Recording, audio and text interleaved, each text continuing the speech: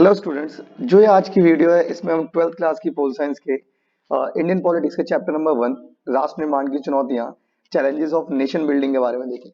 देखिए, भारत की अगर आज़ादी से कहानी हम स्टार्ट करें तो यहीं से हमारा राष्ट्र निर्माण भी इसके पैरेलल या इसके समकालीन चलता रहता है। अगर आप भारत की आज़ादी को देखते हैं, सबसे पहली चीज ये लंबे संघर्षों और कई बलिदान का परिणाम है। इसका क्रेडिट हम कभी भी किसी एक व्यक्ति को नहीं देते। और जो भारत की आज़ादी है 14-15 अगस्त की मध्य रात्रि को देखने को मिलती है। और इस आजादी की जो घोषणा हुई, ये घोषणा एक भाषण के माध्यम से की गई थी। और जिस भाषण का नाम क्या है, भाग्यवधु से चिर परिचित भेंट। ये चीज याद रखिएगा कि ये एक भाषण का नाम है, ट्रिस्ट विद डेस्टिनी, जो नेहरू के द्वारा दिया गया था।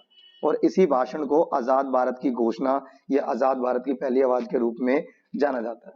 इसमें अगर आप आगे देखेंगे तो मेन क्वेश्चन और सबसे मेन इंपॉर्टेंट स्टेटमेंट यही है, राष्ट्र निर्माण की चुनौतियां क्या क्या थी, चैलेंजेस ऑफ नेशन बिल्डिंग। देखिए, चैलेंजेस ऑफ नेशन बिल्डिंग की अगर आप बात करें तो पहला चैलेंज हमारे सामने क्या था, एकता के सूत्र में बांधना, यूनिफाई। कि भारत में उस समय 565 देसी रियासतें हैं, 565 प्रिंसली स्टेट्स हैं।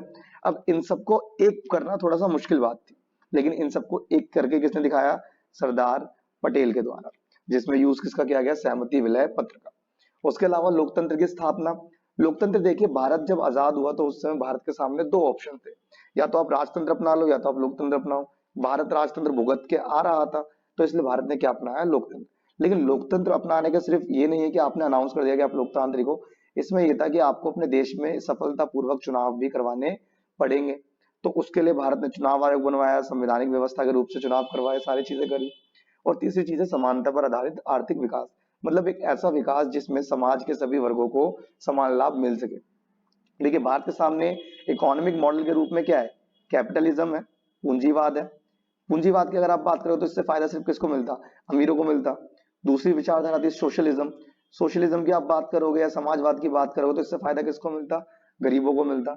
लेकिन भारत ने क्या अपनाया, मिक्स इकोनॉमी का मॉडल। जो ये मिक्स इकोनॉमी मॉडल है, इसका मतलब क्या है, जहां पर पूंजीवाद और जहां पर समाजवाद दोनों के लक्षण, यानी अमीर और गरीब दोनों का विकास किया जाएगा। तो एक बार, तो इसमें अगर आगे देखें तो इसकी एक बार ओवरव्यू देखें तो पहली चुनौती क्या है हमारे लिए, एकता के सूत्र में बांधना, यूनिफाई। दूसरा है लोकतंत्र की स्थापना, स्टैब्लिश ऑफ डेमोक्रेसी। तीसरा है समानता पर आधारित आर्थिक विकास, economic development based on equality. उसके अलावा आगे देखें तो यहाँ पर देखिए सबसे इंपॉर्टेंट व्यक्ति जिसने सारी रियासतों को एक करा, वो है सरदार वल्लभ भाई पटेल। देखिए, सरदार वल्लभ भाई पटेल, इनको भारत का बिस्मार्क भी कहा जाता है, बिस्मार्क ऑफ इंडिया। बिस्मार्क का जो रेलेवेंस है जर्मनी से रहता है, जर्मनी को इसने एक करा था। अगर आप स्टार्टिंग से देखते हैं सरदार पटेल को, तो इन्होंने जो यूनिफिकेशन करा वो कैसे करा। देखिए, भारत में सबसे पहले 565 देसी रियासतें थी, इनको एकीकृत करना बहुत ज्यादा जरूरी था। तो इन्होंने 565 प्रिंसली स्टेट्स को यूनिफाई करा। और इसमें इनकी हेल्प किसने करी है, वीपी मेनन ने। वीपी मेनन भी क्या है, कांग्रेस के ही एक सदस्य थे, एक एक्टिविस्ट मेंबर थे।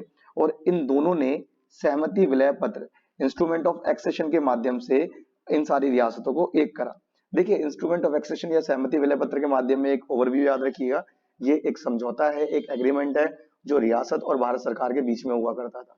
ठीक है, जहां पर रियासत परमिशन दे रही है कि हम अपनी रियासत को, अपने भू क्षेत्र को भारत संघ का हिस्सा बना रहे हैं। और देखिए, 565 की सारी रियासतें एक साथ इतनी इज्जत से नहीं मिल गई, कुछ ने दिक्कत करी।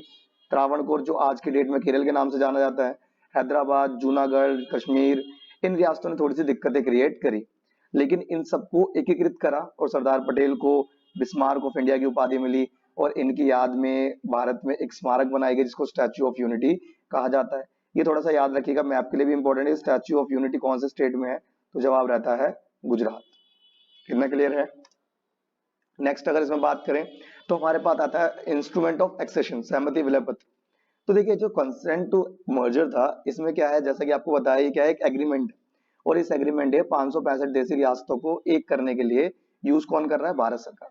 अब भारत सरकार का देखिए जो परसेप्शन है, जो नजरिया है, वो थोड़ा सा फ्लेक्सिबल है, वो थोड़ा सा लचीला।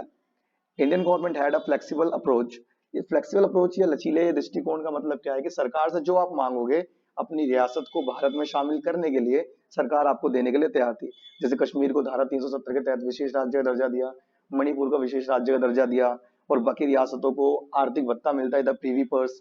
तो ये सारी चीजें सरकार आपको दे रही थी, बस आपको करना क्या था, इस प्रकार के सहमति विलय पत्र पर जो भी आपके देश का गवर्नर है उसकी देखरेख में आपको बस यहाँ पे साइन करना था कि हाँ जी, हम अपनी रियासत को भारत संघ का हिस्सा बना रहे हैं।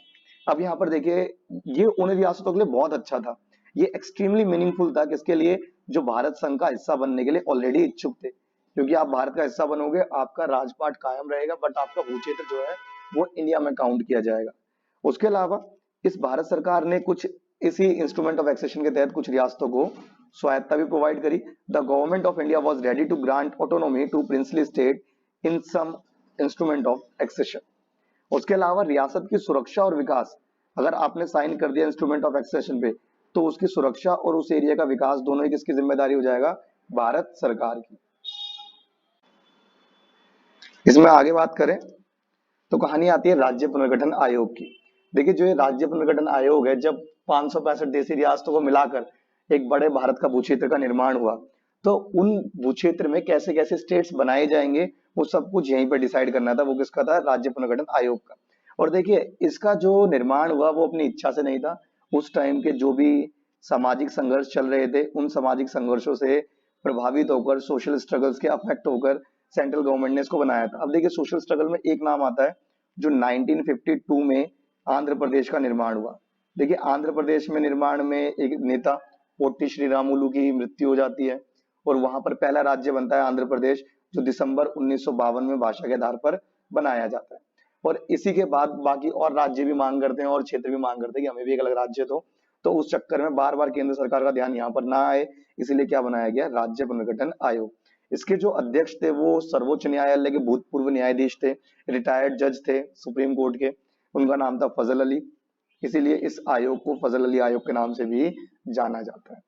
अब देखिए, जब ये आयोग बना, इसने बहुत सारी डिटेल बनाई, तो उसने ना कुछ बनाया, पहले कुछ सिफारिशें लेकर आया। पहली सिफारिश क्या है, त्रिस्तरीय प्रणाली को समाप्ति। मतलब पहले क्या था कि केंद्र शासित प्रदेश भी थे, सेंट्रल के कंट्रोल वाले देश भी हुआ करते, प्रदेश भी थे, राज्य भी थे, और प्रांत भी थे। अब प्रोविंस वगैरह जो है, प्रांत वगैरह, इन सबको खत्म करने की बात है। राज्य पुनर्गठन आयोग कह रहा है कि भाई प्रांतों को खत्म कर दो, प्रांतों की अब कोई जरूरत नहीं। इसलिए जो त्रिस्तरीय प्रणाली है, केंद्र शासित राज्य और उसके अलावा प्रांत, इन तीनों को आप क्या, एक किसी दो को रहने दो, एक को खत्म कर दो। दूसरी चीज, राज्य की सीमाओं का जो भी निर्धारण होगा, मतलब जो भी नए राज्य बनेंगे, जो उनकी डिटरमाइनिंग की जाएगी, उनके लिए जो आधार होगा, जो बेस होगा, वो वहां पे बोले जाने वाली लैंग्वेज होगी। उसके अलावा 3 केंद्र शासित प्रदेशों को छोड़कर, अंडमान निकोबार, दिल्ली, मणिपुर, इन सबको छोड़कर जितने भी आपके बाकी केंद्र शासित प्रदेश हैं, उनको उनके पड़ोसी राज्यों में मिला दो। और इस फजल अली आयोग ने अपनी ये वाली रिपोर्ट 1955 में पार्लियामेंट में पेश करी, और राज्य ने, संसद सरकार ने 1956 में इसकी रिपोर्ट को एक्सेप्ट करा और इसको कानून बनाकर पारित कर दिया। और उस समय उसके रिजल्ट के रूप में, उसके परिणाम के रूप में भारत में 14 राज्य और 6 केंद्र शासित प्रदेशों का निर्माण हुआ। इसमें आगे देखें तो रहता है राष्ट्र निर्माण पर नेहरू के विचार। देखिए, राष्ट्र निर्माण में नेहरू का एक इंपॉर्टेंट रोल रहता है। भले ही आज के नेता जो भी गए नेहरू के बारे में, लेकिन नेहरू ने थोड़ा सा रिस्क लिया था। भले ही उन्होंने प्रधानमंत्री की कुर्सी के लिए, पद के लिए लालच दिखाया, लेकिन उन्होंने रिस्क लिया था। अब रिस्क लेने का मतलब क्या था कि आपका देश पूरा बर्बाद था, आपके पास बहुत सारा कर्जा है, आपके पास कोई प्लान नहीं है डेवलपमेंट करने का, बर्बाद हुए पड़े। लेकिन उस स्थिति में नेहरू ने जो भविष्य है हमारा आज का था, उसी टाइम पर उसकी आधार तय कर दी थी। नेहरू ने क्या करा कि नियोजित विकास की प्रक्रिया के लिए कुछ संस्थाओं का निर्माण करा, कुछ इंस्टीट्यूशंस बनाए, लाइक योजना आयोग बनाया, राष्ट्रीय विकास परिषद बनाया, प्लानिंग कमीशन और नेशनल डेवलपमेंट काउंसिल नेहरू के द्वारा ही किया। और इन्हीं दोनों संस्थाओं की वजह से जो हमारा आर्थिक विकास है ना, इसको एक दिशा मिल सकी, इसको एक डायरेक्शन मिली। दूसरी चीज, नेहरू ने हमेशा लोकतंत्र को सपोर्ट करा। नेहरू की वजह से ही भारत में संसदीय लोकतंत्र क्या है, प्रॉपर तरीके से आ सका। वैज्ञानिक और तकनीकी रूप से समर्थ औद्योगिक भारत की संरचना तय करी। Determine the structure of scientifically and technologically capable industrial India. जैसे आप देखते हैं कुछ संस्थाएं लाइक डीआरडीओ, इसरो, ये कुछ वैज्ञानिक अनुशोधन संस्थाएं हैं, ठीक है, साइंटिफिक रिसर्च सेंटर्स हैं, जो आज भारत में बहुत बड़े लेवल पे काम कर रहे हैं। इनफैक्ट इसरो तो दूसरे देशों की सैटेलाइट भी लॉन्च कर रहा है, ठीक है। और इसरो का लेटेस्ट सबसे जो कामयाब मिशन है चंद्रयान 3, ठीक है। तो इस टाइप के जो आज जितने भी काम हो रहे हैं, इन सब की जो संस्थाएं हैं, जो इन सबके वर्किंग इंस्टीट्यूशंस हैं, ये सब नेहरू के द्वारा ही पहले बनाए गए थे। उसके अलावा नेहरू ने ही उद्देश्य प्रस्ताव भी पेश करा था, जिसकी वजह से इंडियन कॉन्स्टिट्यूशन, भारतीय संविधान और इंडिपेंडेंट इंडिया, स्वतंत्र भारत की रूपरेखा डिसाइड हुई। मतलब नेहरू के उद्देश्य प्रस्ताव से ही संविधान डिसाइड हुआ, किस तरीके का संविधान बनेगा और आजाद भारत किस तरीके से वो काम करेगा। उसके अलावा पंडित नेहरू ने भारत के पहले प्रधानमंत्री, प्राइम मिनिस्टर और पहले विदेश मंत्री के रूप में काम कर रखा है। और इन्हीं का वो विचार था जहां पर हम कहते हैं नॉन अलायंस मूवमेंट, जिसे हम गुटनिरपेक्ष आंदोलन कहते हैं। और ये नेहरू एक गुलाम देश जो बहुत जल्दी आजाद नहीं हुआ, बहुत टाइम लगा, और इनको सभी लोग अपने अपने ग्रुप में शामिल करना चाह रहे थे।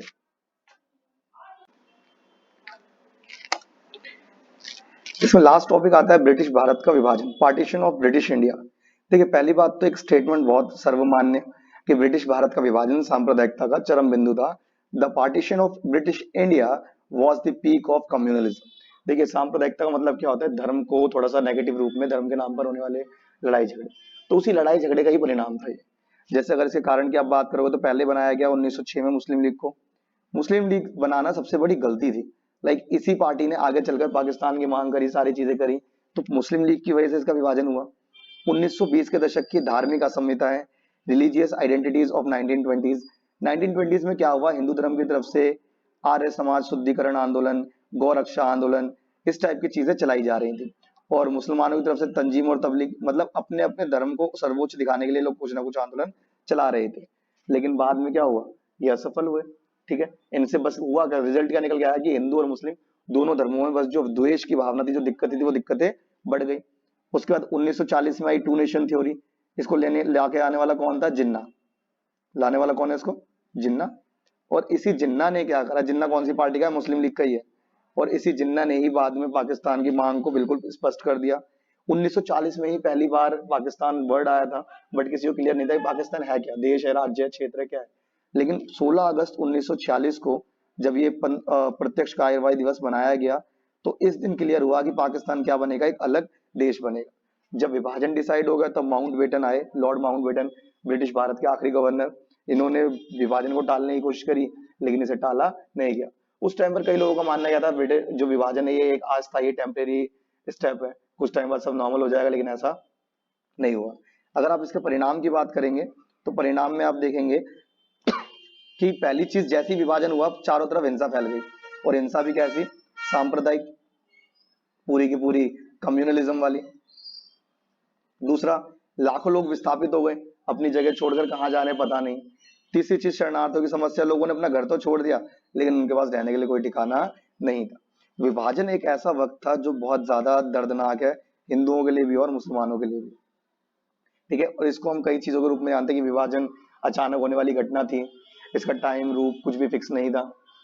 उम्मीद करते हैं आपको समझ आया होगा। Thank you.